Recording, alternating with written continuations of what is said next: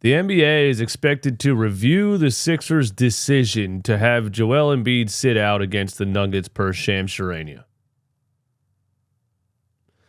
Joel Embiid didn't enter the injury report, I'm told, until 15 minutes before tip-off, and for sure that's something that the league will have to review.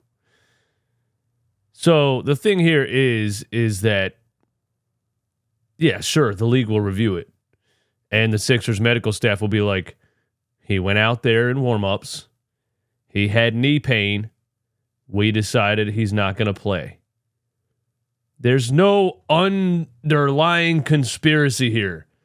This thing these Denver Nuggets fans are doing with this Joel Embiid is ducking Jokic, it doesn't make any sense. Why would he go all the way to Denver, go out there in warm-ups, and then be like, nah, I'm not going to play because if Jokic kicks my ass in Denver, it's going to look bad or something. Like, that's what they think. I'm not kidding at all. You Denver fans that keep coming in the comments, this is why I'm saying this, because you guys keep saying it. It doesn't make any sense. He just dropped 41 points on Nikola Jokic 2 weeks ago. You really think he's scared to play in Denver? Why would he be scared? It's just a basketball game. It's not like he's out there in Denver and he's going to be dodging like spears and rocks and shit. It's a basketball game, dude. He's not scared to play Nikola Jokic in Denver. Anybody that watched him against the Indiana Pacers saw that he was clearly not 100% because he banged knees with Miles Turner. And the same thing happened in the Knicks game, and then he missed 3 games after that. If you watch ball, actually, you would know this. But stick to the Joel Embiid is ducking Jokic narrative if you really want to. But nothing is going to come of the NBA investigating Joel missing that game. It's ridiculous. Michael Malone on Joel Embiid not playing versus Nuggets. I don't know how you go from being active, available, to out. I'm sure the league will do their due diligence because that is frowned upon. Michael Malone knows why Joel Embiid didn't play in the game. Michael Malone just likes to pander to Denver Nuggets fans and continue to be their favorite coach of all time. And I get it. He's like the Nick Sirianni in Philly. Well, before the Eagles collapsed the way that they did. But I get it. He has to agree with the fans and egg it on. But Michael Malone knows why Joel Embiid didn't play in that game. And it's not because he's scared to play in Denver. And it's not because he's scared to match up against Jokic.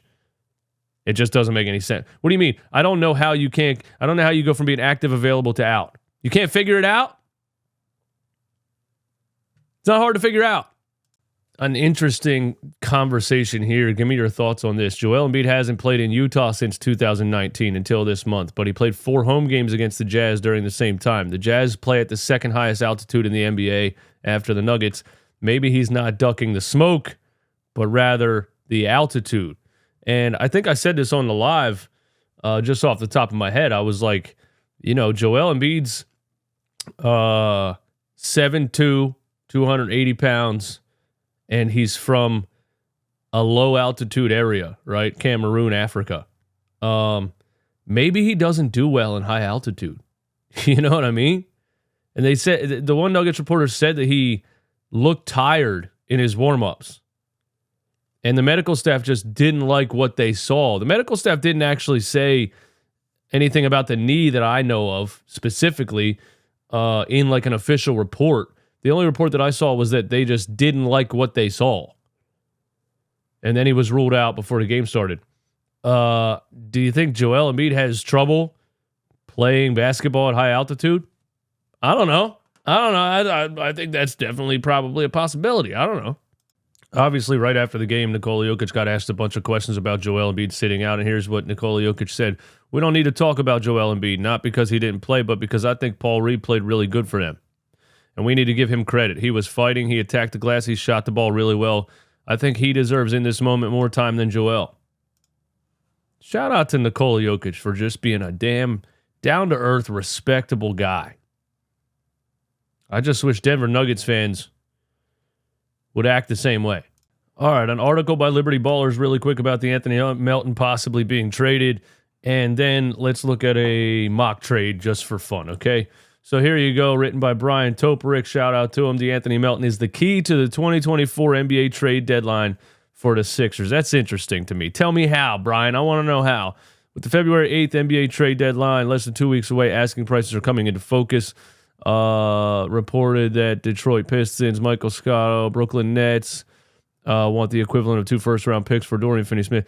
If the Golden State Warriors need a package involving an all-star player or an overpay of draft picks to even consider trading Jonathan Kuminga. So there's that. If the Sixers believe Kyle Lowry will sign with them after his likely buyout, that could change what they're targeting at the deadline. A backup ball handler would become less of a priority.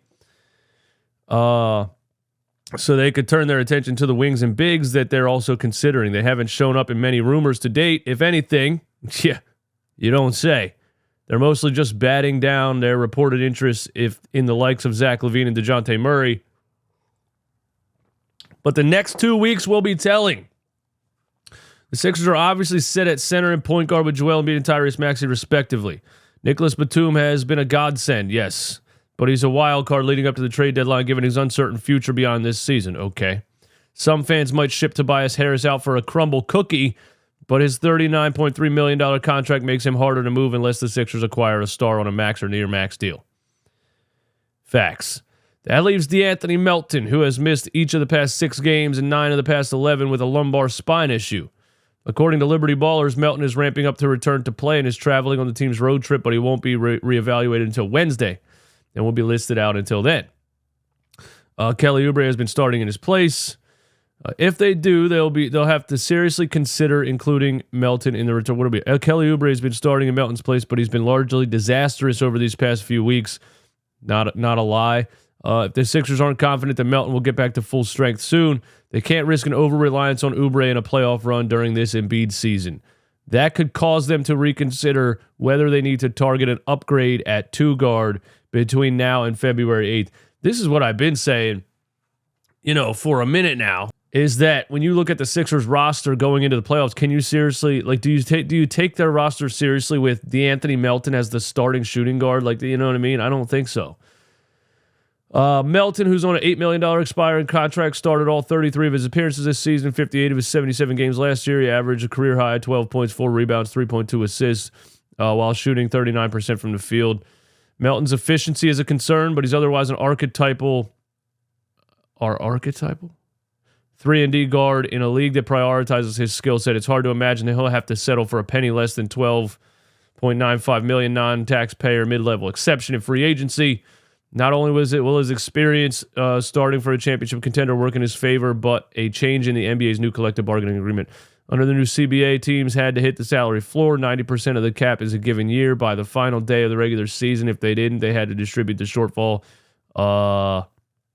Indiana Pacers might have become recently trenders regarding the salary floor. Bruce Brown. If Melton is heading into free agency expecting at least $15 to $20 million, his role in the Sixers would likely determine whether they'd be willing to re-sign him at that price. No. If they acquire an upgrade at 2 and push Melton to the bench, he also might prefer a starting opportunity elsewhere this summer.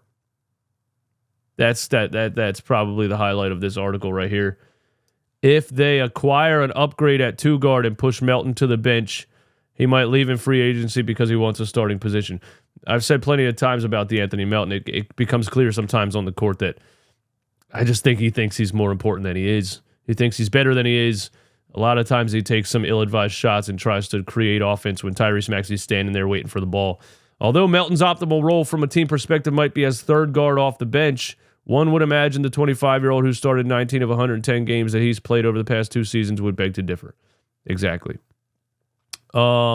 What are the upgrades you can make at the 2 guard? You know what I mean? That's the thing around the league right now. Who the hell's available as a 2 guard besides Zach LaVine? Sixers can only offer 3 first-round picks at the trade deadline. They can access 2 more on the night of the draft, so they'll have to be cautious with who to trade one for. They're fully unprotected 2028 from the Clippers. Should be a highly valued trade asset. They shouldn't be willing to give that up for anything short of a star. I don't think you're going to get a star for 1 draft pick. And who is this star? People keep talking about this star. They need to trade for a star. Who is the star? There's not a star that's out there that's available for trade. The combination of Melton, Covington's expiring contract, Should at least get other teams to answer the phone. Might not be enough for either Levine or Murray, but perhaps they wouldn't even need to include a first-round pick and could flip Melton, Covington, in a second-rounder for two for Brogden, Bogdanovich, or someone of that ilk. Look, perhaps they wouldn't even need to include a first. Well, we already saw that Portland claims that Malcolm Brogdon's going to cost at least a first-round pick. I don't think you're getting Malcolm Brogdon for DeAnthony Melton at a second-round pick. You know what I mean? I just don't think that's realistic. Bogdanovich either.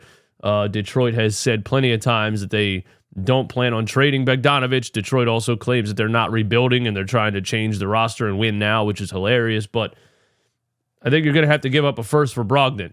And I don't think an unprotected 2028 is landing you a star. Levine contract, Daryl Morey's not going to touch. DeJounte Murray is still the one that's out there that I think makes a lot of sense for the Sixers, and I would like for him to pull the trigger. I don't know how I feel about it. The next 2 weeks will be interesting. You know, I don't know. Give me your thoughts, man. ESPN fake trade has Sixers acquiring Malcolm Brogdon from Trailblazers. That'll be interesting. And let's see if Brogdon plays tonight and what he looks like. You know what I mean? Which, by the way, back-to-back 10 p.m. games start tonight. Portland, Playback TV, holla at me. We'll be there. And we're doing post-game live. It'll be at about 1 in the morning. It is what it is. The grind don't stop. Only real Sixers sickos will be in there. The trade deadline in the NBA is approaching February 8th. Sixers have a lot of assets they can use to acquire any type of upgrade trade. Here's a fake trade proposal from ESPN for the Sixers to land Malcolm Brogdon. Marcus Morris, Jaden Springer, Clippers 2029 second, and Philadelphia's own 2030 second for Malcolm Brogdon. ESPN on why the Sixers do this deal. Essentially, ESPN stated that the deal keeps the Sixers under the apron and Philadelphia is able to keep its flexibility for the future. That is a key factor in any deal the Sixers make at the deadline. There are a lot of free agents that could be in play.